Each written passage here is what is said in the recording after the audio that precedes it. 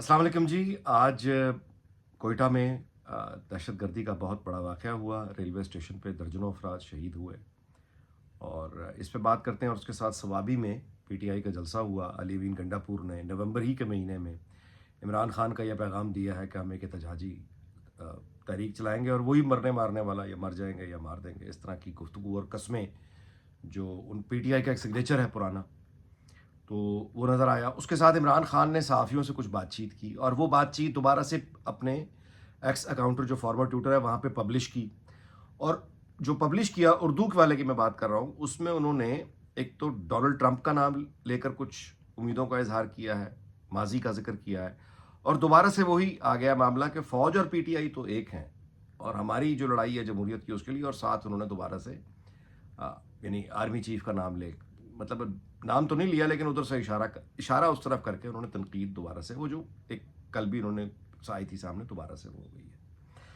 तो करते हैं बात। देखिए, पहली बात तो ये कि बहुत ही अफसोसनाक वाक़या है और जिस तरह बीएलए ने एकदम आगे बढ़ के उसकी ज़िम्मेदारी कबूल की है, उससे बिल्कुल साफ ज़ाहिर हो जाता है कि वो तमाम हमले जो बलूचिस्तान के डीप या सेंटर में हो रहे हैं, या अफ़गान बॉर्डर के साथ हो रहे हैं, या पख्तूनख्वा में आर्म्ड फोर्सेस पे हो रहे हैं, लेवीज़ पर हो रहे हैं, पुलिस वालों पर हो रहे हैं, उनको उस तरह का मीडिया डिस्कशन नहीं मिल रहा, उनको उस तरह का अटेंशन नहीं मिल रहा, वो उस तरह से ज़ेर बहस नहीं आ रहे।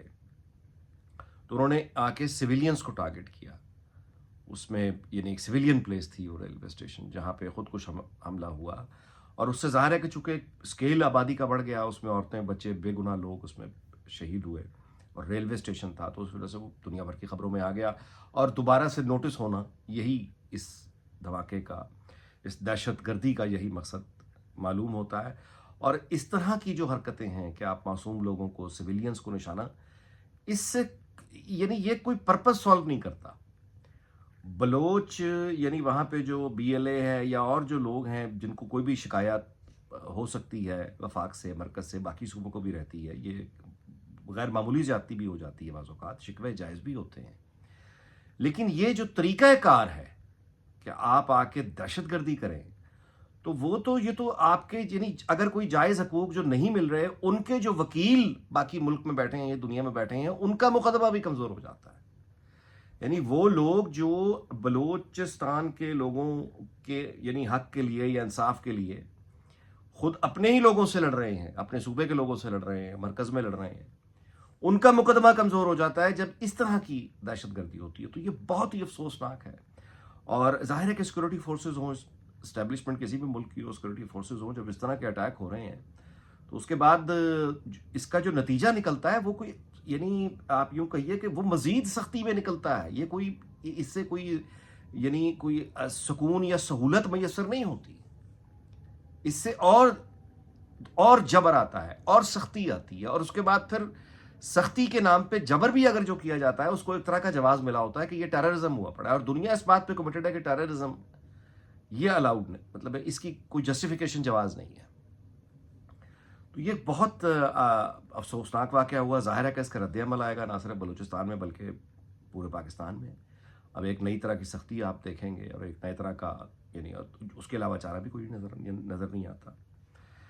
अच्छा, एक मैं यहाँ पे गुज़ारिश ज़रूर ये करता चलूँ कि अफ़गान तालिबान, यानी आज फिर ख्वाजा आसिफ ने, वज़ीर दिफ़ा ने कहा है कि अफ़गानिस्तान की सरज़मीन इस्तेमाल होती है। देखिए, यकीनन होती है, इसमें कोई शक नहीं है। लेकिन ये सारे का सारा मामला अफ़गानिस्तान पे डालकर यानी अपनी ज़िम्मेदारी से आप सुबुकदोश नहीं हो सकते। अफ़गान तालिबान के बारे में एक बात, या मतलब हमें वो तो बिल्कुल क्लियर है। चीन के साथ उनके फुल डिप्लोमेटिक रिलेशंस हैं। पाकिस्तान ने भी नहीं माना उन्हें, मतलब चीन के साथ उनके रिलेशंस हैं बड़े डीप। तो अफ़गान तालिबान चीनी लोगों पर हमला क्यों करेंगे? यानी एक सवाल अपने आप से पूछें। इसका मतलब यह है कि अफ़गानिस्तान के वो इलाके जो अफ़गान तालिबान के कंट्रोल से बाहर हैं, या उनके वो एलाइज़ हैं जहां अफ़गान तालिबान की अंडरस्टैंडिंग है कि आपके इलाके से बाहर हम जो भी करेंगे, मतलब वहां पे ढूंढना चाहिए कि मामला क्या है। ज़ाहिर है कि दारे लगे होंगे इस काम पे, लेकिन आपको कहीं ना कहीं जवाब मिलेंगे चीज़ों के। और दूसरा, जब तक लोकल पॉपुलेशन ये जब तक इनको एंगेज किए बगैर और अपनी जो भी कोताहियां हैं सिक्योरिटी की उसको तस्लीम किए बगैर मुश्किल है ये काम, कि हम सारा का सारा अफगानिस्तान पर डाल दें या भारत पर डाल दें या अमेरिका पर डाल दें या किसी और पर डाल दें। ये ज़ाहिर है कि सियासी हल इसका बहुत ज़रूरी है और पॉलिटिकल लीडरशिप میں حیران ہوں کہ بڑی جماعتیں جتنی بھی ہیں ان کے تو تمام لیڈرشپ کو کوئٹہ سے اٹھنا ہی نہیں چاہیے. یہ تو بیٹھ جائیں وہاں جا کے, سارے بلوچوں کو بلائیں, جو اسٹیک ہولڈرز ہیں ان کو بلائیں, بلوچستان اسمبلی میں جا کے بیٹھ جائیں, ان کے ساتھ بات کریں. ان کے مطلب ہے مجھے سمجھ نہیں آتا کہ بڑی پولیٹیکل ایکسرسائز اگر کوئی ہونی چاہیے وہ دکھائی نہیں دے رہی. پولیٹیکل ایکٹیویٹی نہ پارلیمنٹ میں نظر آ رہی ہے نہ اس طرح سے میڈیا پہ کوئی ڈیبیٹ ہے. چلیں باہر آگے چلتے ہیں جی. اس موقع پہ جبکہ یہ سٹیکس ہیں, وزیر خزانہ جو ہے وہ یہ کہہ رہا ہے اوپنلی کہ کوئی بھی ملک دنیا کا کوئی پاکستان کو سہولت دینے کے لیے تیار نہیں ہے. یعنی قرضہ رول اوور نہیں ہو رہا, نیا قرضہ نہیں کو مل رہا, اور ایک ساتھ منی بجٹ کی ایک باز گشت آ گئی ہے کہ ایک منی بجٹ ایک آئے گا, کیونکہ اور تو کوئی ملک جو ہے وہ ہیلپ کرنے کے لیے تیار نہیں ہے. تو اس کا مطلب ہے مہنگائی جو موجودہ مہنگائی ہے, اس مہنگائی میں مزید مہنگائی کے لیے اب لوگ پہلے ہی جو حال ہے چیخیں نکلی پڑی ہیں, وہ مزید مہنگائی آگے آ رہی ہے. اچھا, تو ایک طرف سے یہ دہشت گردی کی وارداتیں, دوسری طرف سے یہ پی ٹی آئی کا آج کا مرنے مارنے والا جو سگنیچر ہے ان کا کیسی تیسی پھیر دیں گے, عمران خان کو چھڑا کے لے کے آئیں گے, میتیں جنازے, یہ جو گفتگو گنڈاپور نے آج کی ہے. ایک اچھا اوپر سے منی بجٹ, مہنگائی, اور ساتھ یہ تحریک. اب آپ دیکھ لیں نا کہ چیلنج, وہ اسٹیبلٹی کہاں سے آئے گی. یعنی وہ جو توقع کی جا رہی تھی, بار بار ہم یاد کرتے ہیں نا کہ عمران خان کو جیل بھیج دیں گے تو استحکام آ جائے گا, الیکشن ہوگا تو استحکام آ جائے گا, پیپلز پارٹی کو ایوان صدر میں بٹھا دیں گے, ان کا ایک اتحاد ہو جائے گا تو پھر ایک استحکام آ جائے گا, فلاں شخصیت ریٹائر ہو جائے گی تو استحکام آ جائے گا, فلاں شخصیت کو اگر گھر بھیج دیا چلے گئے تو پھر استحکام آ جائے گا. اچھا, آئینی ترمیم آ گئی تو استحکام آ جائے گا. یہ تحریک اس کو یہاں پہ اس طرح سے 8 اکتوبر کا مثال کے طور پہ آخری جلسہ تھا, اس کو اگر روک لیا, فلاپ کر دیا تو استحکام آ جائے گا. تو یہ ساری باتیں تو پھر کوشچنیبل ہو گئی نا, کہ ایک طرف دہشت گردی کے حملے ہیں, دوسری طرف مالی حالت بڑی پتلی ہے, کوئی دوست ملک جو ہے وہ ہیلپ کرنے کے لیے تیار نہیں ہے, منی بجٹ لانا پڑے گا, اور اوپر سے یعنی سیاسی پختونخوا سے ایک اور اس لب و لہجے کے ساتھ, اور پھر اس کے بعد عمران خان کا وہ لب و لہجہ جو کہ بدل چکا ہے. تو کیا عمران خان کا لب و لہجہ اچانک بدل گیا ہے؟ یعنی خاموشی آ گئی تھی نا 25 اکتوبر کے بعد, تو پھر ایک دم کیا ہوا چند دن خاموشی کے بعد. اچھا, بشرا بی بی جو ہیں وہ نکل کے, ان کا آنا اور جانا, اس کا مطلب ہے کہ وہ اپنے مقصد میں کامیاب نہیں ہو پائیں. یہ جو گفتگو عمران خان کر رہا ہے, اس وجہ سے پھر یہ بھی کہیں نہ کہیں سمجھ آتا ہے کہ بشرا بی بی رو کیوں پڑی تھی کٹہرے میں.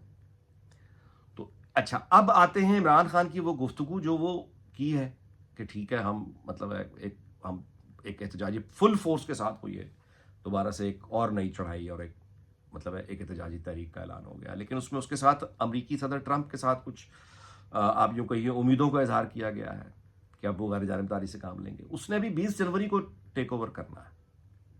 ابھی تو ہم یعنی یا تو یہ اس کے آنے سے پہلے وہ ایک انواع ہیٹ وہاں تک لے کے جانا چاہتے ہیں کہ آتے ساتھ ہی اس کی دلچسپی کا موضوع یہ بن جائے. بہرحال جو بھی ہے جی, ٹرمپ کے لیے میں کچھ گزارشات کر دیتا ہوں کہ وہ ابھی آیا نہیں ہے. ساؤتھ کوریا میں ڈیبیٹ شروع ہو گئی ہے کہ اب وہ جو پروٹیکشن ہے, امریکن پروٹیکشن, اس کا ہمیں دگنا پیسہ دینے پڑے گا. ٹرمپ ہم سے اور کتنا پیسہ ایڈیشنل لے گا.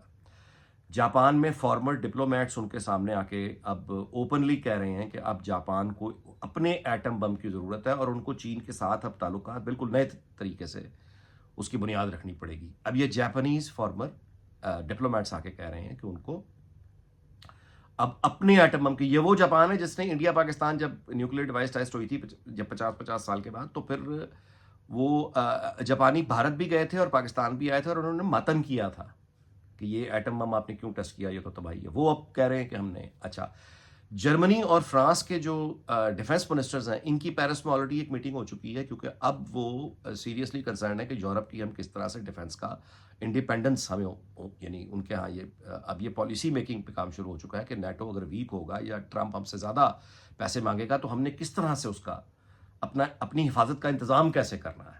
یہ جرمنی اور فرانس کے وزرائے دفاع کی آلریڈی پیرس میں ایک میٹنگ ہو چکی ہوئی ہے.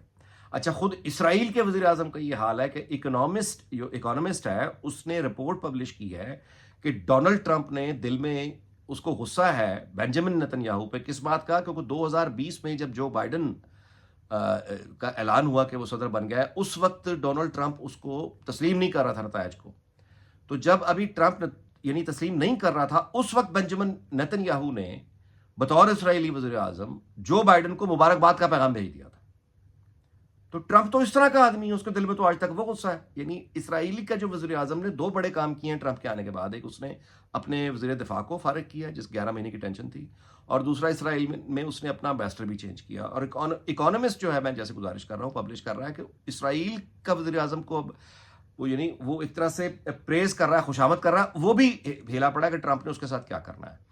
آگے یہ کہ ڈونلڈ ٹرمپ کا جو ایڈوائزر تھا، اس کا ایک داماد تھا کشنر، جو کہ اسرائیلی لابی اور وہ زائنسٹ اور وہ جو ایک لابی آپ کہہ لیجیے، وہ ڈونلڈ ٹرمپ جو ہے وہ اپنے داماد کی بات کو بھی سنتا تھا، بیٹی کی بات کو بھی سنتا تھا، اور وہ اس کے نتائج ہمیں مڈل ایسٹ میں نظر آتے تھے. یعنی وہ جس طرح کی شخصیت ہے. اب اس کی جو دوسری بیٹی ہے ٹفنی، اس کی جو شادی ہوئی ہے وہ ایک لیبنیز امریکن بزنس گروپ میں وہ شادی ہوئی ہے. اور وہ جو آپ کہیے ڈونلڈ ٹرمپ کا جو اب یعنی ٹفنی کا جو سسر ہے، چونکہ وہ لیبنیز امریکن ہے اور وہ رشتہ دار ہے، فیملی ہے، تو ڈونلڈ ٹرمپ اس کی باتوں کو بھی اب بہت یعنی اس کی باتوں کا بھی بہت ویٹ ہے. جس کا نتیجہ یہ ہے کہ اب گارڈین جیسے اور یعنی جو آپ کہیے مضبوط ادارے ہیں، وہ اب یہ کہہ رہے ہیں کہ جو ڈونلڈ ٹرمپ کی پہلے کی صدارت اور اب کی صدارت میں مڈل ایسٹ کے اوپر جو موقف میں تبدیلی یا پالیسی میں تبدیلی ہے، اس کی وجہ زمینی حقائق نہیں ہوں گے.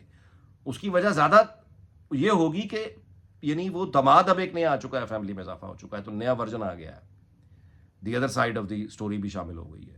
تو وہ فیصلے جو کرے گا وہ یہ بیسیکلی اس میں یہ بھی ہوگا کہ وہ اچھا اس سے آگے آ جائیے. یعنی ڈونلڈ ٹرمپ کی گزارش کر رہا ہوں کہ وہ پینک کیا ہے دنیا میں، ساؤتھ کوریا، جاپان ہو، خود اسرائیل ہو، ایرانیوں کی ظاہر ہے کہ ان کو ابھی وہ ان کو کچھ کلیئر نہیں ہے کہ ان کے ساتھ کیا ہوگا، کیونکہ 5 نومبر کو ڈونلڈ ٹرمپ نے جب ووٹ ڈالا، اس وقت جو اس نے پریس سے بات کی وہ یہ کی تھی کہ مجھے تو ایرانیوں سے پرابلم ہی کوئی نہیں ہے، بس ایک ایٹم بم نہیں ان کو الاؤ کروں گا، باقی وہ بالکل ٹھیک ہے.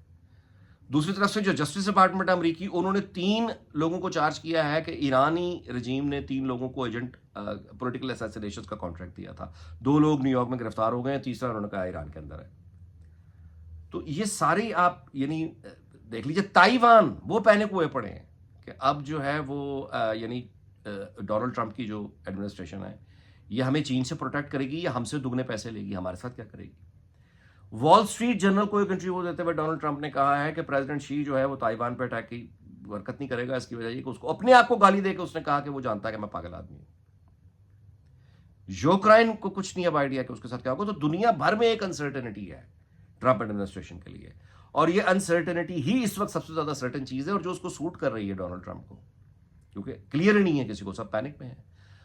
تو پوری دنیا میں جب یہ ہے، اس میں پاکستان کے اندر یہ امید رکھنا، یعنی یہ کہ ایک طرف حکومت کا یہ امید رکھنا کہ ہم ایسے ایسے پھیر دیں گے، دباؤ برداشت نہیں کریں گے، جبکہ آپ خود کہہ رہے ہیں کہ یعنی ایسے تو ہے نہیں، منی بجٹ ہی ہے. پھر دوسری طرف جو ہے وہ پی ٹی آئی وہ کہہ رہی ہے کہ بالکل فیصلہ کن تحریک ان کے خیال میں اس وقت یہ کمزور ترین لمحہ ہے. لیکن یہ دیکھنا بڑا یوں کہیے کہ یہ خطرناک ہو گیا کھیل. اب یہ بہت خطرناک ہو گیا ہے. میں اس میں کسی طرح کی کوئی اور یعنی منحوس قسم کی پروڈکشن یا اس طرح کی گفتگو نہیں کرنا چاہتا.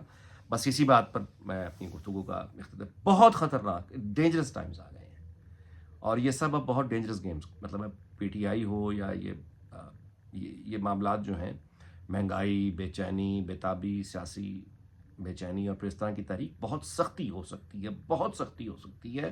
یہ جو ڈونلڈ ٹرمپ سے امیدیں ہیں یہ بالکل الٹ بھی ثابت ہو سکتا ہے کہ بالکل ہی اتھارٹیرین رول پاکستان میں قائم ہو جائے. ڈونلڈ ٹرمپ کو اس سے کوئی غرض نہیں ہوگی. اس دعا کے ساتھ کہ اللہ تعالیٰ پاکستان کو شاد رکھے، آباد رکھے. ہم تو یہ دعا کریں گے دنیا بھی شاد اور آباد رہے. آپ سے اجازت چاہتا ہوں، اگلی ویلاگ میں ملاقات ہوگی. اپنا بہت خیال رکھیے گا. اللہ حافظ.